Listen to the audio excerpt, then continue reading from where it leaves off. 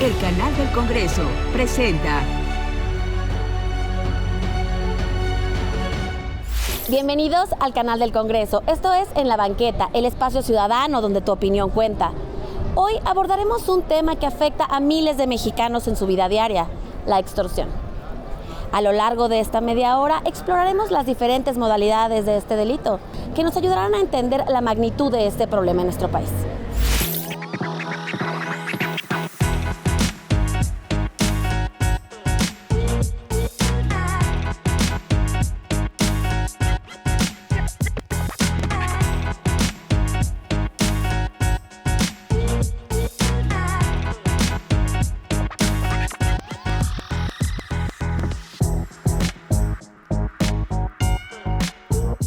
Pues lamentablemente no es una percepción que la extorsión va aumentando. Los datos oficiales nos presentan un crecimiento y es el delito junto con las desapariciones de personas, junto con los delitos que atentan contra la vida, junto con el robo de hidrocarburo que más crecieron el sexenio pasado.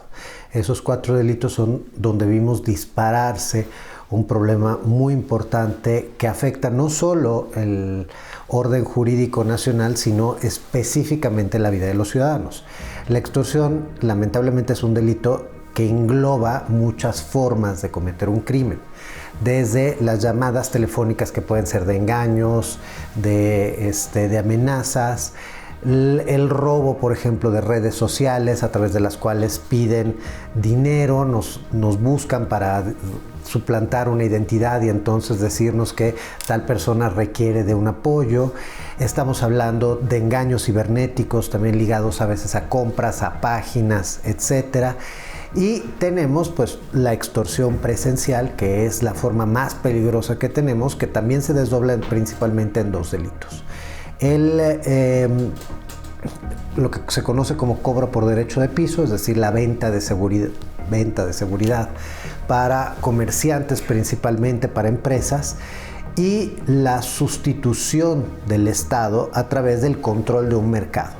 Ahí tenemos un riesgo muy importante porque es una forma en la que los delincuentes se adueñan de negocios económicos muy relevantes, en donde tenemos desde el caso de fruta y verdura hasta cigarros, la venta de ciertas bebidas alcohólicas o de bebidas no alcohólicas, pero pues que comúnmente consumimos los mexicanos, el control incluso de la distribución y venta de medicamentos. Entonces es un fenómeno muy complicado que termina primero pues adueñándose de negocios, pero segundo generando un estado paralelo que es controlado porque implica pues de nuevo desde el halconeo, es decir, alguien que está vigilando que efectivamente tal comerciante deje de vender cierto producto o solo venda cierto otro producto, hasta el ejercicio de la amenaza, el ejercicio de la violencia, la compra de autoridades para que sean complacientes.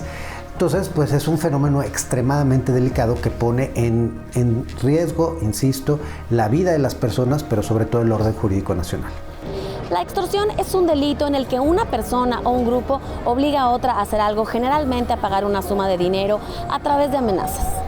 En México, las maneras de extorsión han evolucionado y se han diversificado. Algunas de las más comunes incluyen la extorsión telefónica, llamadas donde el extorsionador finge ser un familiar o una autoridad, extorsión en línea, amenazas a través de redes sociales o correos electrónicos, y cobro de piso, exigencias de pago a negocios o locales a cambio de protección. Hace no tanto tiempo, antes de que fuera la reforma del 2015 que dio vida al Sistema Nacional Anticorrupción, podíamos diferenciar desde 2 puntos de vista, ¿no? Ver la extorsión relacionada con el ámbito privado y la corrupción en el ámbito público, porque antes el tema de corrupción, mejor dicho, la definición como tal era utilizar el poder público para un beneficio privado. Sin embargo, la extorsión podía utilizarse como el ejercer alguna presión o ejercer tu poder para obtener un beneficio en el ámbito privado.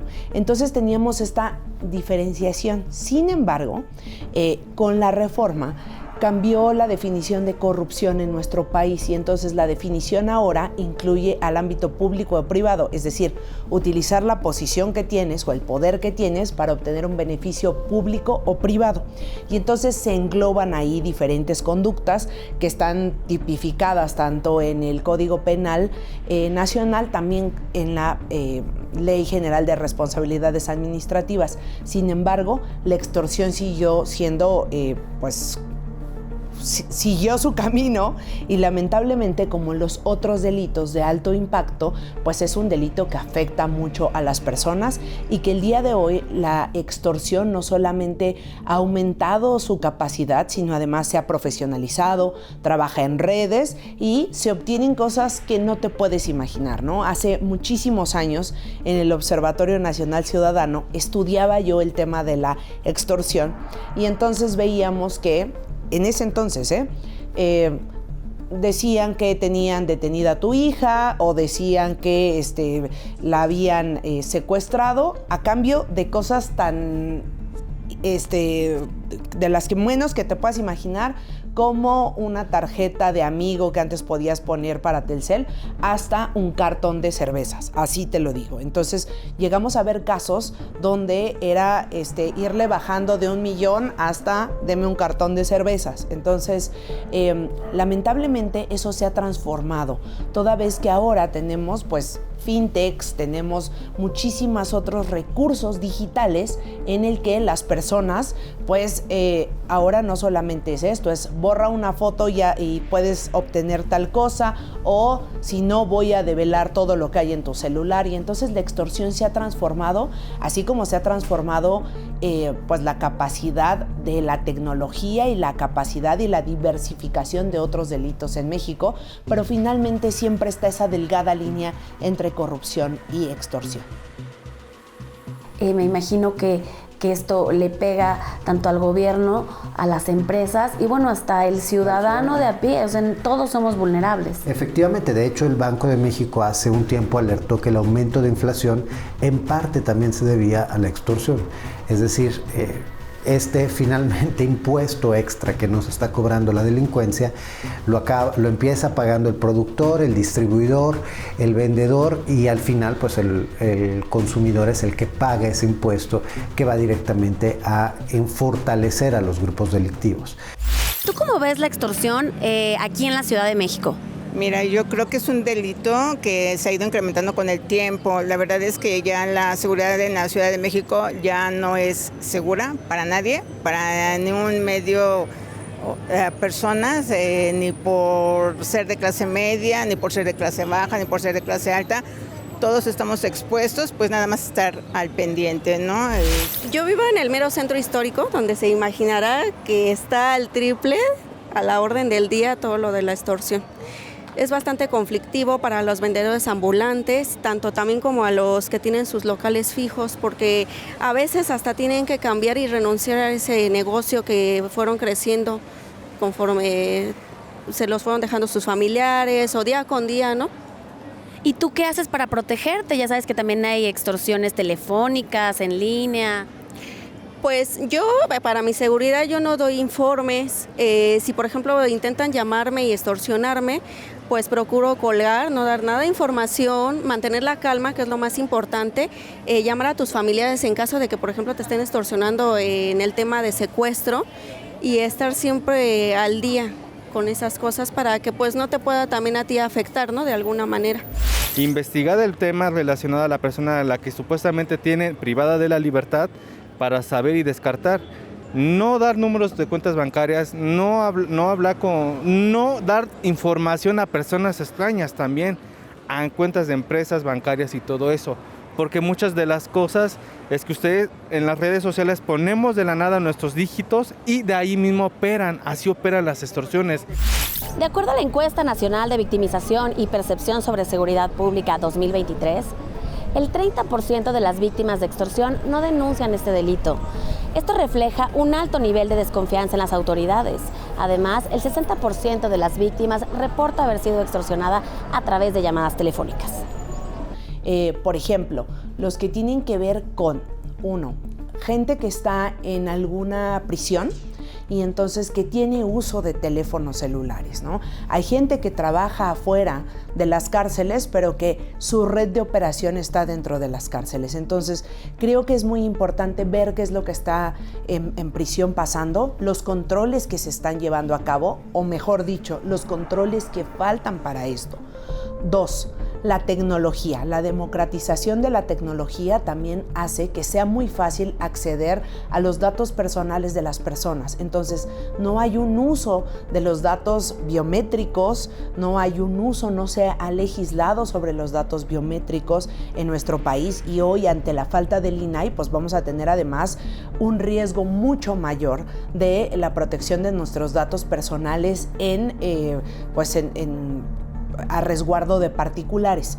Tenemos esto, pero también tenemos que los delitos en términos generales han crecido de manera transnacional. El crimen no es un problema relacionado con México o un problema relacionado con una nación en particular, sino tiene que ver con un avance transnacional de redes, de profesionalización, de tecnificación y de falta de controles transnacionales para detenerlos. Entonces, suele pasar ahora que te estén llamando para extorsionarte desde alguna prisión de Centroamérica o desde algún lugar que no necesariamente sea México o donde estás viviendo. Entonces, creo que hay falta de controles, pero también esto acrecenta la desconfianza no solamente en la ciudadanía, en las instituciones, sino también de la ciudadanía en los privados. ¿Cómo ven las respuestas del gobierno ante el crecimiento o la continuidad que tiene la extorsión? A ver, lamentablemente el populismo penal nunca ha sido particularmente efectivo en el mundo. Aumentar penas o generar prisión preventiva oficiosa para delincuentes no resuelve el problema, cuando, si nosotros hacemos un análisis, nos damos cuenta que lo que nos dice INEGI es que en un año aproximadamente ocurren cerca de 5 millones de extorsiones. No todas se consuman, pero son 5 millones de delitos que potencialmente podrían ocurrir. De estos, siempre INEGI nos dice que el ciudadano se acerca a denunciar a la autoridad aproximadamente 250,000. De estos, solo 150,000 proceden por diferentes motivos, porque pues, las personas no van a ratificar el delito. Hay que recordar lo que no es un delito que se siga de oficio, sino es un delito por querella, es decir, se requiere una víctima que denuncie. Solo algunos estados han hecho una modificación en sus códigos penales locales que ha permitido que se siga de oficio. Es el caso de ciertas reformas como fue Baja California Sur y Guanajuato, que sí, y Coahuila, que sí tienen la forma de que se siga directamente de oficio este delito. Pero en realidad tenemos un problema muy grave porque de esas 150,000 denuncias que sí ocurren, en realidad los registros, lo que se publica en el Secretariado Ejecutivo del Sistema Nacional de Seguridad Pública, nunca llegan ni a 10,000. Si solo se registran 10,000 carpetas de investigación, pues nos damos cuenta, y los ciudadanos reciben 5 millones de intentos de extorsión, pues nos damos cuenta que la cifra negra es brutal. ¿Cómo podríamos pensar que esos 5 millones de extorsiones que quedan impunes, pues van a ser atendidas con o sin la prisión preventiva oficiosa, si no hay ni siquiera la investigación? ¿Qué encontramos? Nosotros en el Observatorio Nacional Ciudadano hicimos una investigación profunda acerca de la extorsión que publicamos en 2021, y uno de los aspectos que identificamos, que encontramos, fue que precisamente tenemos un problema de diseño legal.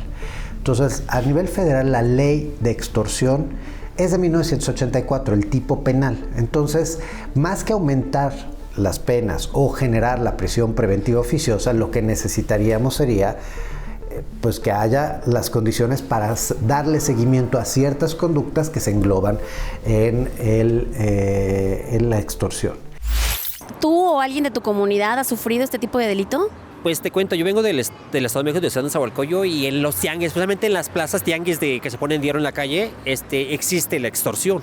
O sea, y es muy difícil erradicar todo eso, ¿no? Porque, o sea, ya no sabes ni quién cuidarte, ¿no? O sea, en ese que te comento, resulta que ahí la delegada se les informó y son personas que yo entendí, yo escuché de una de ellas, de una compañera, que la misma delegada, por no someterse a los caprichos de la delegada, ella misma los manda. O sea, imagínate en quién podemos confiar, ¿no? Es un problema muy grande que debe de solucionar el gobierno. Pero ¿usted o alguien de su comunidad ha sido extorsionado? Afortunadamente no, nosotros no, pero sí hemos escuchado. Sí que han tenido que cerrar negocios por lo mismo. ¿Tú conoces a alguien que ha sido extorsionado o tú mismo? Bueno, creo que alguna vez todos hemos sido extorsionados de alguna manera, así que familiares, amigos, en lo personal yo también, hemos tenido que vivir esa pequeña experiencia. ¿Y qué le dices a la gente para que se cuide o qué le dices a la gente que está viviendo ese problema?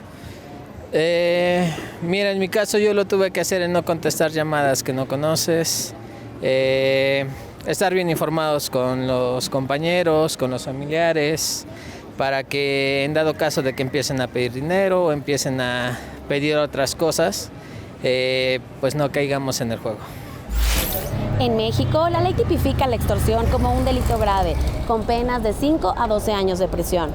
Sin embargo, la impunidad es alta, ya que solo un pequeño porcentaje de estos casos son judicializados.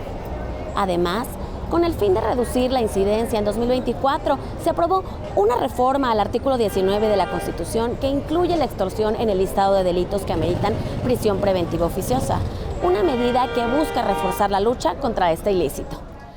Me parece que el papel que debemos de jugar es transversalizar las políticas públicas en materia anticorrupción, el juzgar a los juzgadores, a los que procuran justicia desde una visión de corrupción, desde una visión pues de delitos transnacionales, porque ¿qué ocurre?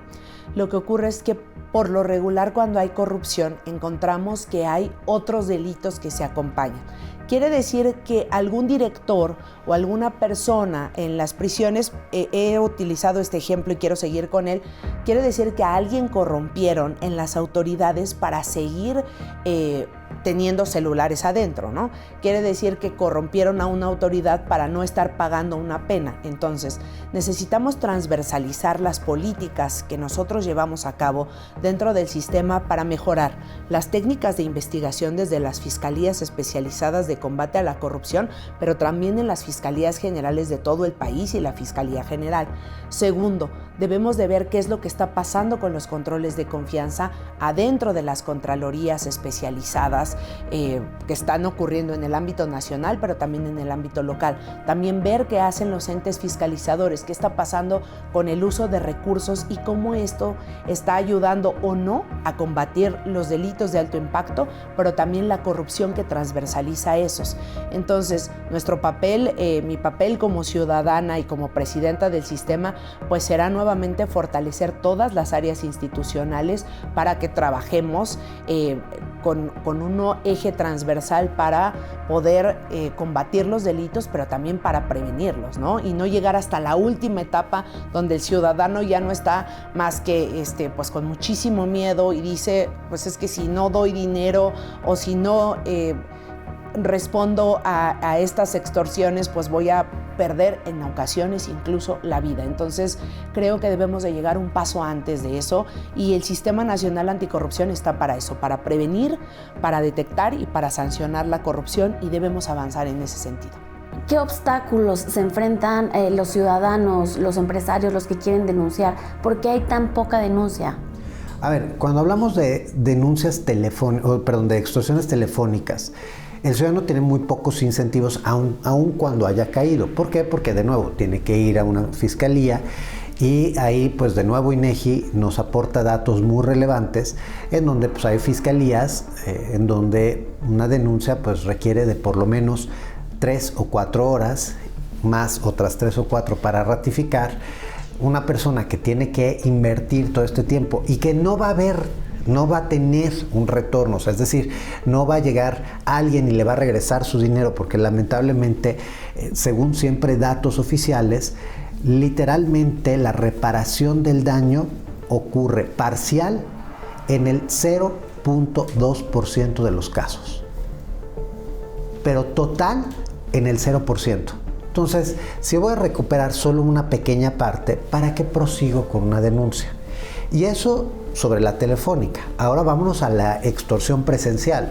La extorsión presencial, en donde tenemos este cobro por derecho de piso o el control del mercado ilícito, tenemos al delincuente que lo estamos viendo en la cara, que no llega con un ramo de flores, llega con un arma, y con esa arma hace una amenaza que no es una amenaza teórica, no es nada más el temor que podemos tener todos cuando tenemos una de estas llamadas, es algo que es un peligro potencial muy alto que tenemos. Y en donde nos dicen, nos hacen cautivos y nos dicen, de aquí en adelante tú vas a pagar. Si denuncias, yo me voy a enterar, porque de nuevo, para que se pueda ejecutar una extorsión presencial se requiere empezar desde el halconeo. O sea, tienen personas que están observando la conducta de esos comerciantes y reportando la conducta de esos comerciantes. Incluso muchos de estos comerciantes terminan volviéndose también mecanismos de información para la delincuencia. El otro aspecto es que efectivamente no sabemos a quién le vamos a denunciar. O sea, si hay un problema de corrupción y de colusión entre autoridades y delincuentes muy relevante.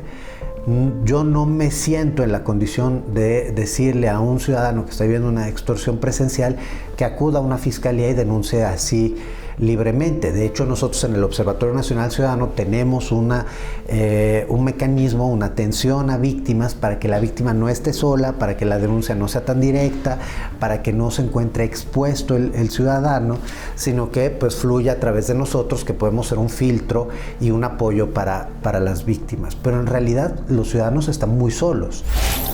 Según el Secretariado Ejecutivo del Sistema Nacional de Seguridad Pública, en 2022 se registraron más de 20,000 denuncias por extorsión en todo el país. Esto representa un aumento del 10% respecto al año anterior. La transparencia, siempre utilizo el ejemplo de es abrir una ventana, pero la transparencia es suficiente, ¿no? Necesitamos ver qué hay adentro, por ejemplo, ahora mismo adentro de este estudio, qué necesitamos. Bueno, podemos ver, alguien puede pasar por afuera y decir, mira, aquí hay una grabación. Sin embargo, la transparencia nos va a servir para la rendición de cuentas. No solamente la ciudadanía quiere saber qué está pasando adentro de este edificio, quiere saber para qué, con qué finalidad, cómo le va a servir a ella o a él, o qué beneficios va a obtener o qué perjuicios va a tener en su vida. Entonces, la transparencia juega un papel fundamental. Ahora va a quedar centralizado este tema en la Secretaría Anticorrupción y de Buen Gobierno, y es nuestro trabajo desde el sistema fortalecerla para que justamente no perdamos el derecho ganado, el acceso a la información como un mecanismo para que las personas podamos asegurar que va a haber rendición de cuentas de nuestras autoridades. ¿Y qué pasa con los delitos? ¿Cuál es el conteo? Y no solamente un número. ¿Cuáles son las víctimas de los casos de extorsión? ¿Cuáles son las víctimas de los casos de corrupción? ¿Y cómo podemos mejorar esto? Y hay muy pocas entidades en donde se ve un ejercicio sistemático del combate a la extorsión. De hecho, uno de los elementos que también es un mal incentivo para la autoridad es que mientras más atiende una autoridad la extorsión, más suben los números de extorsión.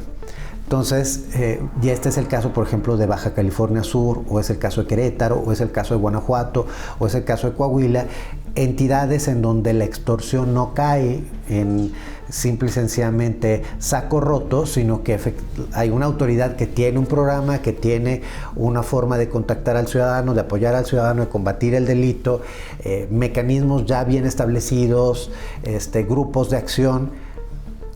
El problema de nuevo es que se empiezan a disparar la estadística de extorsión y acaba jugando en contra de la autoridad, que entonces por atender el caso pues resulta ser una de las entidades con los mayores problemas de extorsión, cuando hay otras entidades que lo reportan en ceros, pero el problema lo tienen muy grave. La encuesta nacional de victimización y percepción sobre seguridad pública 2023 indica que el 3.9% de la población adulta ha sido víctima de extorsión alguna vez en su vida. Hay algunas organizaciones de la sociedad civil que están ayudando a un tema en el que hemos luchado desde hace muchísimo la ciudadanía, que es en proteger a los denunciantes y ayudarles a presentar denuncias. El día de hoy existe el chatbot de Teo, que está en Tojil, el chatbot de Norma, que está en el Observatorio Nacional Ciudadano, y algunos otros ejercicios que está haciendo Ciudadanía para acompañar a las fiscalías o a las procuradurías para que el ciudadano llegue por ese medio y no pueda enfrentarse. Entonces, primero, acercarse a organizaciones de la sociedad civil, pero también tratar de denunciar. Se vuelve un acto, cuando debería de ser un acto heroico, a veces incluso se castiga, ¿no? Entonces, lo que yo les diría es, están abiertas las puertas del Sistema Nacional Anticorrupción para denunciar y denunciar incluso los que no permitieron que denunciaran, ¿no? Debemos de evitar esto porque las autoridades dentro de sus funciones, sobre todo las de Procuración de Justicia, son escuchar a la ciudadanía y decirles que en la medida en la que colaboremos con las instituciones es en la medida en la que tendremos recepción también de nuestras inquietudes, y entonces somos corresponsables en que la corrupción y la extorsión haya avanzado en México. Sí somos corresponsables porque es un círculo vicioso. No denunciamos, la autoridad no tiene registro de ello, se siguen cometiendo delitos, otra vez no denuncio, y entonces estamos incrementando la cifra negra. Según datos de la Secretaría de Seguridad y Protección Ciudadana, el 70% de los negocios en ciertas regiones de México han sido víctimas de la extorsión, especialmente en lugares con alta presencia del crimen organizado. Además, se estima que esto representa una pérdida económica significativa para las pequeñas y medianas empresas, que reportan pérdidas que van desde 5,000 hasta más de 100,000 pesos mensuales. Esto debido a pagos de extorsión y la disminución en sus ventas. Cuando en México hubo un problema de secuestro, la sociedad civil salió y exigió a la autoridad que diese una respuesta. Lo hicimos con la crisis del 97 de secuestros, del 98, lo hicimos con la crisis de secuestros del inicios de los 2000, lo hicimos con la crisis de secuestros en 2008, lo hicimos con la crisis de secuestros en 2013, y en cada uno de estos ejercicios hubo una respuesta del Estado que redujo por un periodo determinado de tiempo el problema. Cuando empieza a crecer el problema de trata y de desapariciones de personas, tuvimos al Estado mexicano actuando en conjunto con la sociedad civil y hubo una transformación. Lamentablemente hoy ya no vemos marchas por la paz, vemos garbanzos de libra y algunas llamaradas que ocurren en entidades que tienen un problema álgido, como es el caso, por ejemplo, de Sinaloa, en donde pues, los ciudadanos están reclamando a una autoridad absolutamente ineficiente y cómplice en muchos casos, y no pasa nada. Entonces, si yo estoy en Chiapas o estoy en Tabasco, que también tengo una crisis, o estoy en Colima o estoy en Guerrero, ¿por qué yo debería de articularme y hacer algo si veo que en Culiacán pues no hace nada? Entonces, ese es un problema importante. El tema es que si no lo hacemos, las cosas van a seguir empeorando. No solo es el Observatorio Nacional Ciudadano. México tiene una gran sociedad civil, una profesional sociedad civil, y los ciudadanos deben conocerla porque finalmente les ayuda a que sus derechos se puedan cristalizar, porque lo más grave es que en esta crisis de violencia que tenemos, lo que estamos perdiendo es precisamente eso, el ser ciudadanos, nuestros derechos ciudadanos. La extorsión es un problema que necesita nuestra atención y acción. Juntos podemos identificar y prevenir este grave delito. Existen líneas directas para reportar extorsiones, como la Línea de la Vida, que ofrece apoyo y orientación a las víctimas. Esto fue En la Banqueta. Yo soy Jimena Cardona y me encuentras aquí en el canal del Congreso.